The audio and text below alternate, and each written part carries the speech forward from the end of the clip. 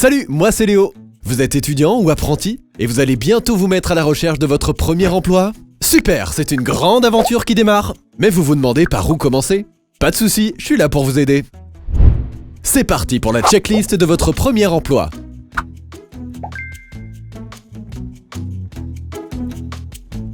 Avant tout, profitez de la dernière ligne droite durant votre vie d'étudiant ou apprenti pour faire un peu le point.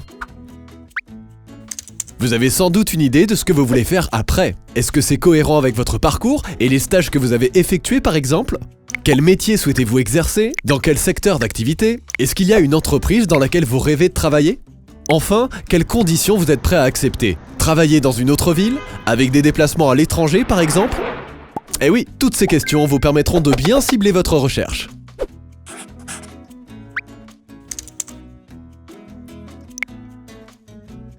Une fois que vous avez les idées claires, mettez-vous en quête des entreprises ou des organisations pour lesquelles vous aimeriez travailler.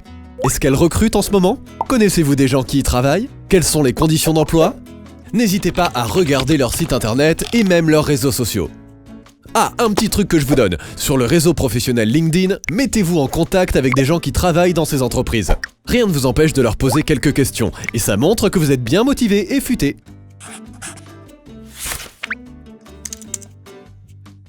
Pour décrocher votre premier emploi, il est temps d'entamer les recherches officielles.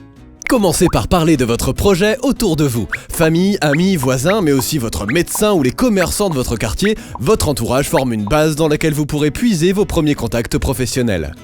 Ensuite, rendez-vous sur les nombreux sites web d'offres d'emploi, comme le site de Pôle emploi, bien sûr, mais aussi Région Job pour une recherche localisée. Créez votre profil, programmez votre veille de petites annonces et c'est parti! Enfin presque. Les entreprises postent très souvent les offres directement sur leurs réseaux sociaux. Une opportunité de plus pour vous. Vous avez identifié l'offre de vos rêves? À vous de jouer désormais. Soit vous avez déjà un CV sous la main, dans ce cas, adaptez-le au poste que vous visez. Si vous postulez dans une entreprise internationale, mettez en avant vos compétences linguistiques et votre goût pour les voyages, soit vous devrez créer le CV de toutes pièces. C'est souvent le cas en début de carrière. Sachez qu'un bon CV ne doit pas dépasser une page, ce qui est plus facile quand on débute dans le monde professionnel. Études, diplômes, stages et autres formations sont autant de preuves qu'à défaut de pratique, vous maîtrisez parfaitement la théorie.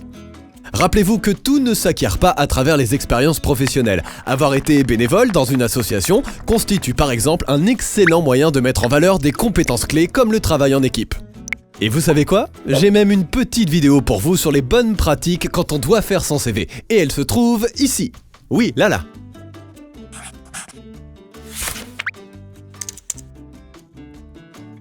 Après le CV, il faut rédiger une belle lettre de motivation. C'est le moment de prendre votre plus belle plume et d'éviter les envolées lyriques. La lettre doit être courte, une page maximum. Vous devez expliquer ce qui vous motive, pourquoi vous postulez à cet emploi, ce que vous attendez du poste proposé et ce que vous pensez apporter à l'entreprise.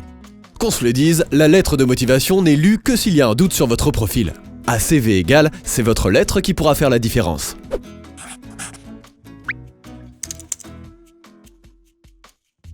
Un bon réflexe auquel on ne pense pas assez, c'est d'organiser le suivi de vos candidatures.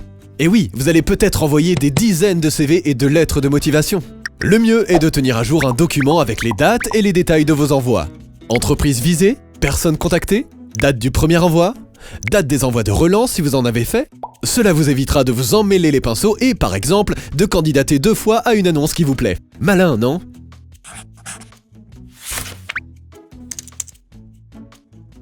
Ça y est, vous êtes convoqué pour un entretien?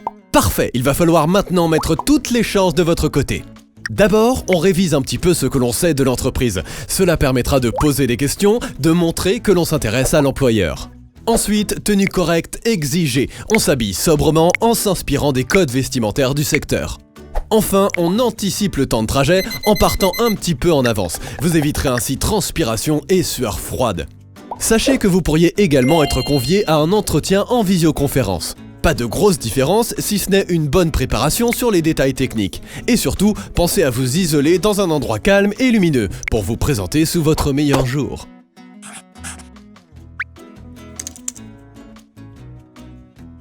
Une fois l'entretien passé, il ne reste plus qu'à patienter.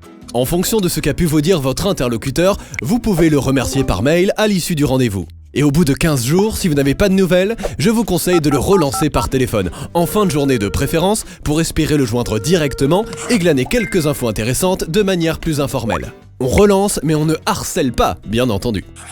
Alors, on récapitule ? Pour chercher votre premier emploi, on commence par faire le point sur son projet professionnel. Ensuite, on cible sa recherche et on prend des renseignements sur les entreprises visées. On organise sa recherche en s'inscrivant sur les sites d'offres d'emploi. On rédige son CV et sa lettre de motivation en se faisant aider si besoin. On tient à jour le suivi de ses candidatures. On passe son entretien d'embauche. Et enfin, on relance éventuellement la personne rencontrée. Et voilà, je vous souhaite le meilleur dans vos recherches qui, j'en suis sûr, seront fructueuses. Un premier emploi mûrement réfléchi, ça permet de partir du bon pied dans la vie professionnelle. À bientôt!